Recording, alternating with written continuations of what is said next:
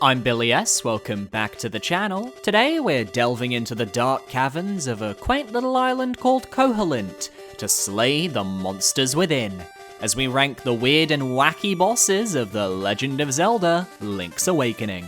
This was my first Zelda game. I have the fondest of nostalgic memories playing this title on my Game Boy Color, and I was fascinated by its world. It felt so large and vast and expansive, yet the bosses were a product of their time, not the most complicated fights in the world. I'm basing my rankings on the Nintendo Switch remake, which is important to note because some bosses received major overhauls that change their movesets and difficulty. And I may as well ask, if anybody is interested in a Link's Awakening mini-boss ranking, because there are a lot of them, let me know down below. I might actually consider it if the views are there. So without further ado, all 10 Legend of Zelda Link's Awakening bosses ranked. Let me know your favorite down below. Coming in at number 10, we have the Slime Eyes. Found in the depths of the Key Cavern, this boss requires the use of the newly acquired Pegasus boots to sprint your way to victory. Though the room starts empty as you enter, it's not until you dash into a nearby wall that the boss drops down, a gigantic one-eyed slime. Or is it? This boss suffers, in my opinion, from a very counterintuitive design for its defeat. See, you'd think the eye is the weak point, and you would be correct. You have to dash into the eye with your Pegasus boots and slowly separate the slime into two slimes, and every time you hit the eye, it stretches out further.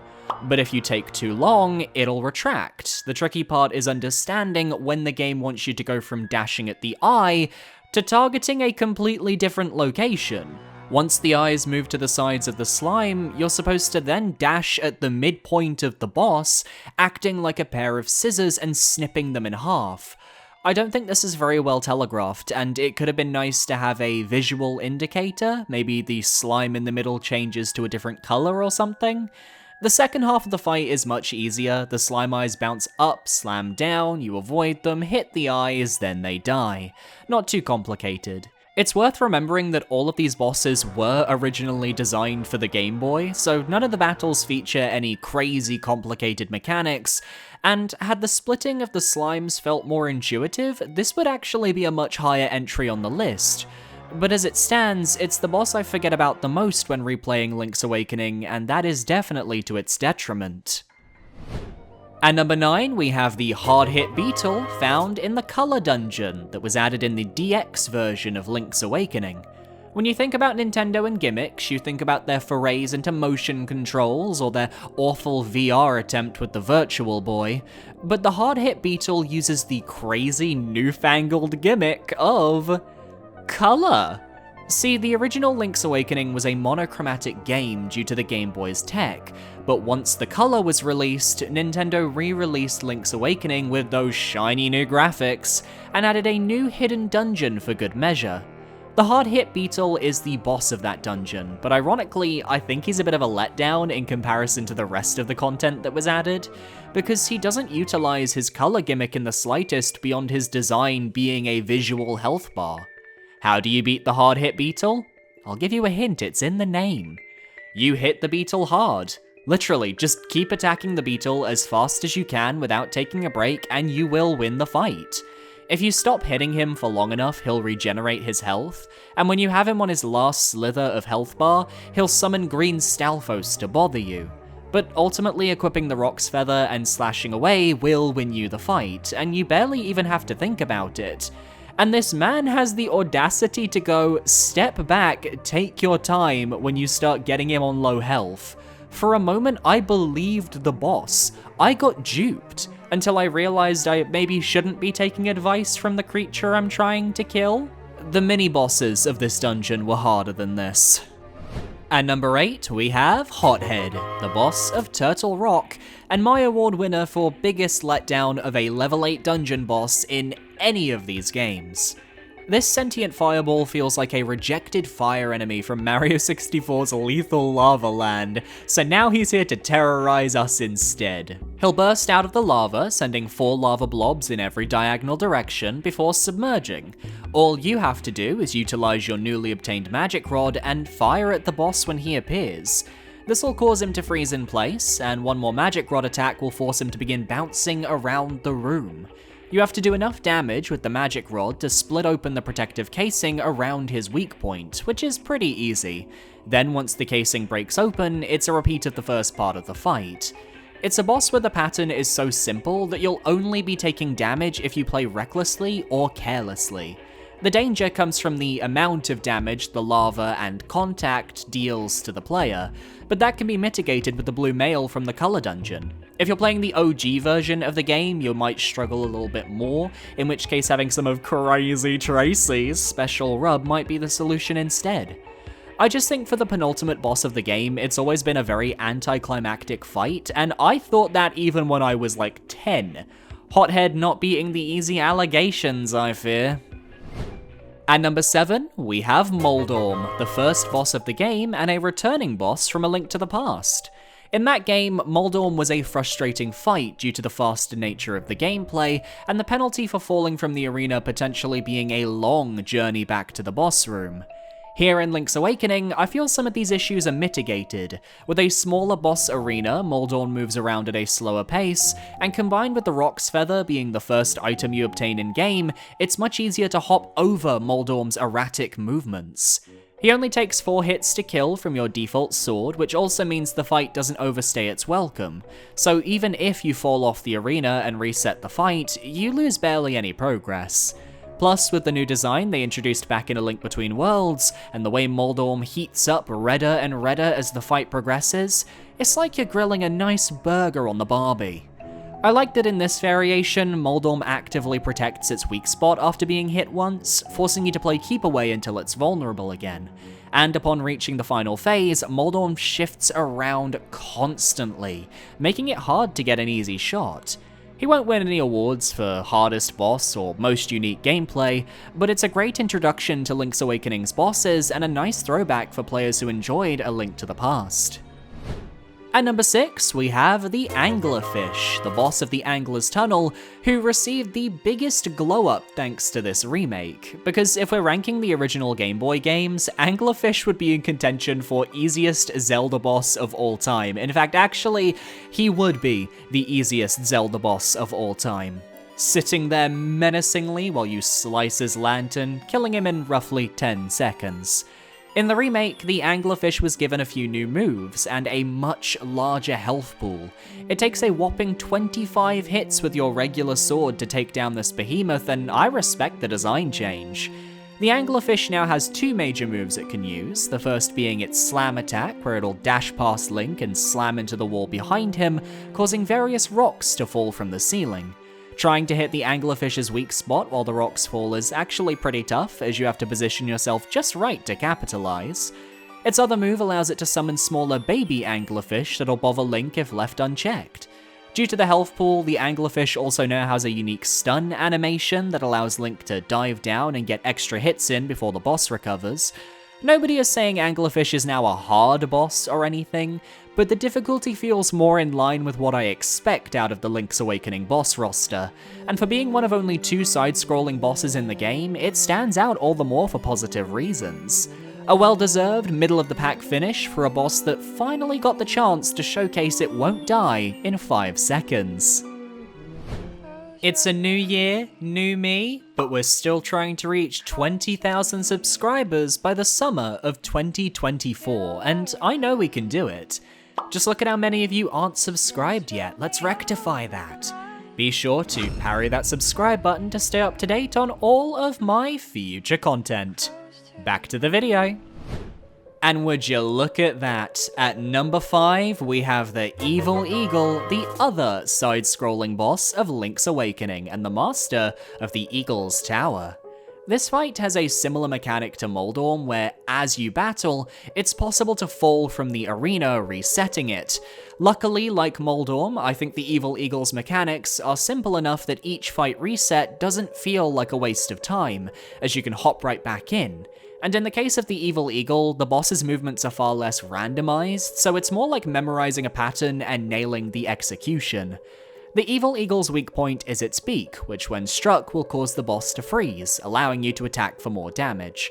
I recall being able to hit the beak with arrows or the hookshot in the original game, but in the remake the hookshot didn't seem to work, so I just use arrows only. And with them, the boss's health goes down so quickly, it's almost unfair. But to compensate, the boss has a few attacks that can catch you off guard. The first is a wind gust attack, where you'll need to run against the wind and shield the sharp feathers that drift towards you. The second is a melee attack, where the eagle swoops down and attempts to cut you with its talons, which you have to shield through. The trick to Evil Eagle is to always position yourself close to the boss when it's using one of these moves, while getting in those hits with your bow as it flies by. Do this, and the boss is a cakewalk. I think for having a more aggressive moveset than most of the bosses below it, the Evil Eagle earns its spot at number 5, and is a satisfying ending to one of the best dungeons in the game. Coming in at number 4, we have the boss of the Face Shrine, Facade. And fun fact, as a kid, I had no idea how to pronounce this word, so I called this man Fakeade for the longest time.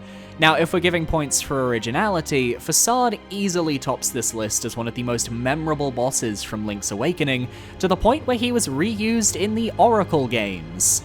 He's a sentient face that haunts the floor of the Face Shrine and must utilize his environment to attack Link. To defeat him, you have to use a bomb on his face as it appears, and it takes 6 to put this creature out of his misery. I actually think though that this fight has a weird difficulty scale, where it's actually harder for the first half, and easier in the second half. This is because in the first half of the fight, he uses a variety of flying tiles and pots to attack Link, and these projectiles can actually hit and knock away Link's bombs. Which means the best strategy is actually to wait until all the tiles and pots are destroyed, as then Facade's only move will be to open up the ground beneath the player, creating pitfalls you have to avoid. So just place a bomb on his face as it appears, and then rocks feather away, avoiding the pits until the bomb explodes, damaging the boss. Rinse and repeat until you win the fight. Had the flying tiles respawned at some point in the fight, by magic or something, I think Facade could have been bumped up into a top 3 finish, because that level of oppression against Link and his bombs was genuinely impressive. As it stands, Facade finishes just off the podium, but I will say I think he translates the best into the remake with his design. It just looks so good. Taking the bronze medal, we have number 3, the Slime Eel. Of all the main bosses in Link's Awakening, I personally think the Slime Eel has the best claim for hardest boss, and let me tell you why. The Slime Eel has 2 very distinct elements to their fight. The tail, which bursts out from the center of the arena and begins rotating either clockwise or anti-clockwise, and the face, which you need to hookshot from one of the holes in the wall to expose the Slime Eel's weak point. But there are 4 holes in the wall, and sometimes the Slime Eel can trick you with a face that looks similar but isn't the correct one. A trap, if you will. Beyond this, pulling out the Slime Eel's face also needs to align with the movement of its tail around the arena, as you could get a successful hookshot pull, only to not have the chance to capitalize on hitting its weak point because the tail is swinging nearby. As a kid on the Game Boy, managing these 2 very distinct elements was a brutal combination, and it provided a level of challenge that I genuinely don't think the rest of the game provides, outside of my number 1 pick. The Slime Eel also takes a lot of hits to defeat, and depending on how far away you hookshot the face from, you'll have more or less time to wail on the weak spot. There's a lot of thought that goes into this fight, and the rotating tail elevates this boss to challenging status. It's not my favorite aesthetic design in the world, but it's one of the few fights in this game I actively have to prepare for before stepping inside, as I know I'm either going to survive and thrive or have my back against the wall, and I really respect that. At number 2, we have the boss of the Bottle Grotto, Genie. Although let's be real, it's more clown than Genie, and is absolutely going to give young kids nightmares. We all float down in the Bottle Grotto, Georgie. Genie is one of my favourite bosses in Link's Awakening because despite being an early fight in the game, his battle has very distinct phases that I found tough as a kid and novel as an adult. The Genie will start by firing at you with a barrage of fireballs which you have to dodge. Once avoided, he'll retreat into his bottle, allowing you to smack it and knock it over. And then, using the new power gloves you obtained in the dungeon, you can pick it up and smack it against the wall, rinse and repeat until the bottle shatters. From there, the Genie will rotate around you with an afterimage, with you needing to react the moment the Genie becomes corporeal, so you can get those hits in. You have to avoid a giant fireball first, which will home in on your position, followed by the Genie swiping towards you in your direction. But you've got the sword range to stop him in his tracks, so it's not a problem. What I like is that for this early in the game, the Genie does solid damage, half a heart for each attack, which, when you can only obtain around 4 to 5 hearts at this point in the game, can be brutal.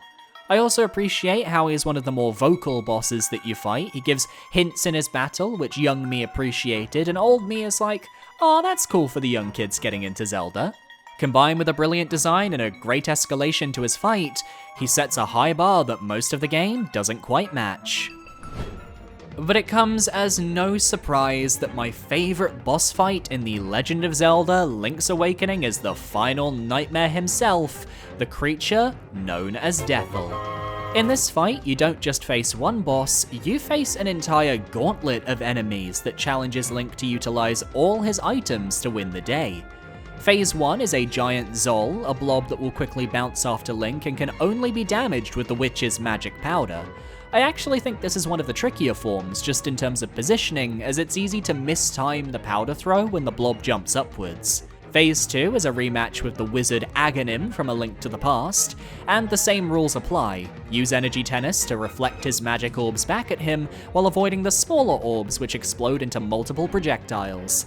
As a kid, I hadn't actually played the previous game, so I just thought this was some cool magician. I didn't really understand the concept of reusing assets, but I'm not mad. Deathel reuses forms from prior games, and even from this game, in a way that makes sense. He's manifesting Link's own nightmares after all. Phase 3 is a rematch with Moldorm, understandable, truly my own nightmare. We covered this boss already, but I like that for this rematch, the speed is set to overdrive. Phase 4 is a rematch against Link's greatest foe, Ganon, and perhaps is the toughest of Deathel's 6 forms to overcome. You have to dodge the Flaming Keys and Ganon's Trident, so you can Pegasus dash into the boss to damage him. You can tell from my gameplay that I struggled here, but it was a good struggle. Phase 5 is the quickest of them all, a rematch with a Landmola that can only be damaged via the Magic Rod. Just position yourself in a safe spot and fire away as it approaches. And finally, Phase 6 is the true form of Deathel, a levitating eye with rotating arms that damage you as they rotate around. You have to fire arrows into the eye when it opens, a classic Nintendo boss trope. Alternatively, if you're looking to end the fight quickly and you did the full trading quest, you can one-hit kill the boss with a boomerang to the eye instead. Either way, I think the final phase is tough in its own right, and on the Game Boy was one of the most brutal sequences of the game because he did so many hearts of damage. In the Switch remake, everything feels a little more manageable due to tighter controls, yet dealing the final blow and finishing the nightmare still feels as good now as it did 16 years ago. For being a full-on gauntlet that puts players to the test, Deathel is my favourite boss in Link's Awakening. And that's my list. Which boss is your favourite from Link's Awakening? Let me know down below, and next week I'll be covering the dungeons, so be sure to tune in then. And as said, if anybody wants me to cover the mini-bosses of this game, let me know, I will consider it if the views are there. Be sure to parry that subscribe button so you can stay up to date on all of my future videos. My socials are on screen now, feel free to follow where you feel comfortable. I recommend my Twitter, my Blue Sky, or my Discord, whatever you're comfortable with. A massive shout out to my patrons over on Patreon for supporting the channel. You guys are amazing, and I'll see you guys in the next video. Adios.